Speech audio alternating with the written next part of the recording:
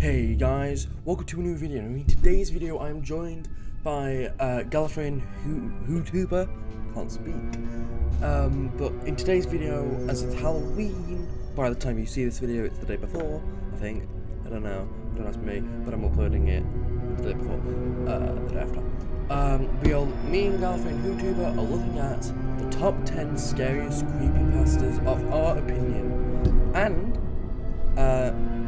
Gallifreyan YouTuber has his own for number 5, or for his number 5, or 1, I don't know. Anyway, let's go on to it. Here is a quick message from the YouTuber. That's what I'm calling him now. Hey everyone, I just want to say I'm super excited to be in this video and collaborate with Will. So I'm going to be saying my top 5 favourite creepypastas, but top 4 because one of them is different, you'll see. But yes, super excited to be here. Coming up at number 10 is Eyeless Jack. Not much is known about Eyeless Jack, so here's everything I found while writing the script.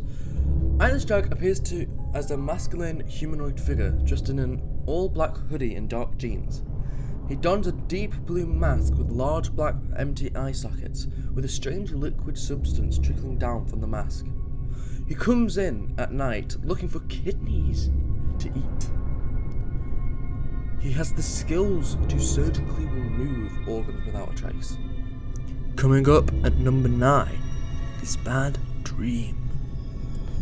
So the first one I'm going to be talking about is called Bad Dreams. I'm not sure if many people have heard it. I'm not sure if it's quite a popular one or one that not many people know. I really don't know. All I know is I like this. I think it's quite a good creepypasta.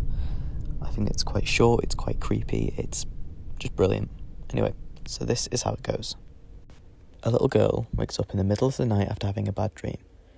She leaves her bedroom to go to her parents' room where she finds her dad asleep.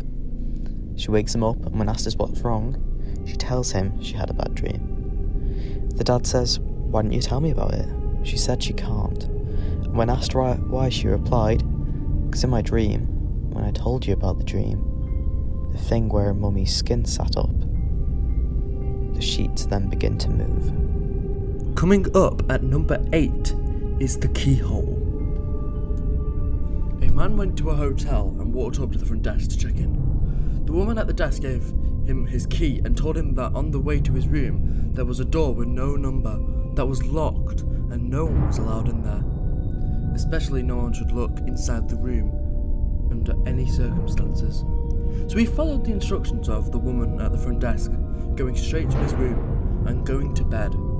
The next night his curiosity would not leave him alone about the door. He walked down the hall to the door and tried the handle. Sure enough, it was locked. He bent down and looked through the wide keyhole. Cold air passed through it, chilling his eye. What he saw was a hotel bedroom like his, and in the corner was a woman whose skin was completely white. He stared in confusion for a while. He almost knocked on the door, but out of curiosity. But he decided not to. This decision saved his life. He crept away from the door and walked back to his room. The next day he returned to the door and looked through the keyhole again. This time, all he saw was red. He couldn't make anything out besides a distinct red colour. Perhaps the inhabitant of the room knew he was spying the night before, so had blocked the keyhole with something red. At this point he decided to consult the woman at the front desk for information. She sighed and said, "Did you look through the keyhole?" The man told her that he had, and she said, "Well, might as well tell you the story. A long time ago a man murdered his wife in that room, and her ghost haunts it. But these people were not ordinary. They were white all over except for their eyes, which were red." Coming up in number 7 is Jeff the Killer. Coming up at number 4, well, this is obviously the 4th one. The story I'm about to tell is quite well known. It's quite freaky, it's messed up, and, well, to be honest, it's just a creepypasta. That should sum it up. There's 2 versions of this story I've heard, so I thought I'd cover the one I remember. This one is called Jeff the Killer. Supposedly, Jeff was a 13-year-old boy who moved in a new neighbourhood with his brother and his parents. On the first day of school, him and his brother were confronted by 3 bullies who beat them up. When Jeff got home, he told his mum he wanted to beat them up, but his mum told him, don't. She said hurting people doesn't feel good, and she said it's not nice. Jeff and his brother continued to school as normal. Then one day, he and his brother were confronted by these bullies again, but this time they had knives ready to attack them. Jeff retaliated, breaking and crushing their bones before they could hurt his brother. He stomped on them, left them disfigured, close to death. He and his brother rushed home before anything was reported. Jeff's brother rushed to his room and stayed there for the rest of the night. Jeff, on the other hand, no one knows. All we know is that in the dead of night, his mum heard noises coming from the bathroom, and when she went to investigate, she found her son Jeff with a smile he had carved into his face and his eyelids missing so he would never have to sleep. His mother stared at him, and just when Jeff turned around, he looked at her with his carved smile and evil grin and said to his mum, "Mummy, you lied." He then proceeded to murder his entire family, then leave the house and his life behind. Coming up at number 6 is Abandoned by Disney. Disney built the Treasure Island Resort in Baker's Bay in the Bahamas. It didn't start as a ghost town. Disney's cruise ships would actually stop at the resort and leave tourists there to relax in luxury. Then they abandoned it. Disney blamed the shallow waters, too shallow for their ships to safely operate. Near the beachside city of Emerald Isle in North Carolina, Disney began construction of Maui's Palace. The concept was a jungle-themed resort with a large, you guessed it, palace in the center of the whole thing. Disney sunk those millions in and then split. The same thing happened with Maui's Palace. This explorer went to the Disney park. What he found shocked him. The mascot's only door was open. He walked inside and eventually reached a black and yellow striped door with the words Character Prep 1 stenciled on it. The door was jammed until the explorer started to walk away. There was a slight popping sound. Then the door opened slowly, and what he found was odd and what he wanted to photograph straight away. A photo negative of Mickey. "Hey," it said in a hushed voice. It sounded perfectly like Mickey's voice. "Want to see my head come off?" It then proceeded to remove its own head. Lots of yellow blood came out of it. Mickey said one last thing before the adventurer ran. Abandoned by God. Coming up in number 5 is Where the Bad Kids Go. So this one should be the 5th on the list. This one's called Where the Bad Kids Go. This story is by far one of my favourites I've seen. The story goes like this.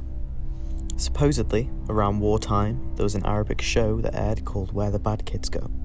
The show would consist of about 30 minutes of graphic and gory images, such as stabbing someone's hand with scissors and blood pouring everywhere. Supposedly, these punishments were for what bad kids have done. Some examples are bad kids sleep with their hands under the covers, bad kids steal food from the fridge at night, bad kids stay up past their bedtime, and right at the end of every episode, the camera would zoom into 2 rusted old doors with screams coming from the inside, and the words, "That's where the bad kids go," would appear on the screen. One reporter supposedly remembered this, so tried to look into this show from his childhood. Eventually, he found the studio where the TV show was filmed. He found 2 rusty doors and broke the lock to get inside.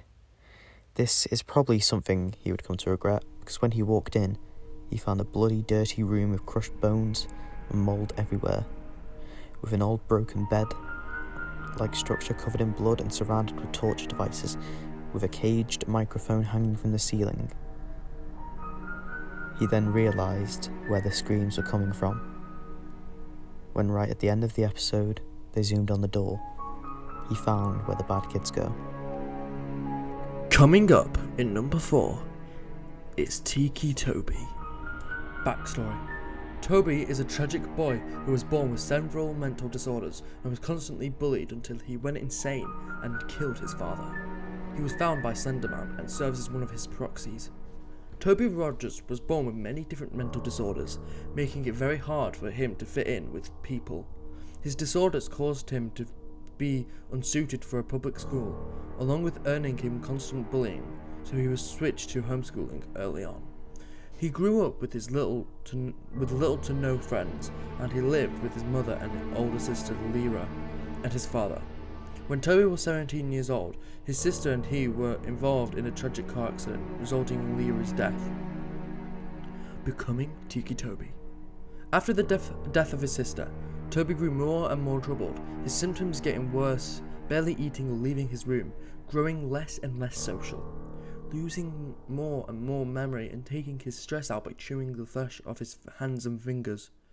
His father lost himself to drugs and alcohol and became abusive towards his family.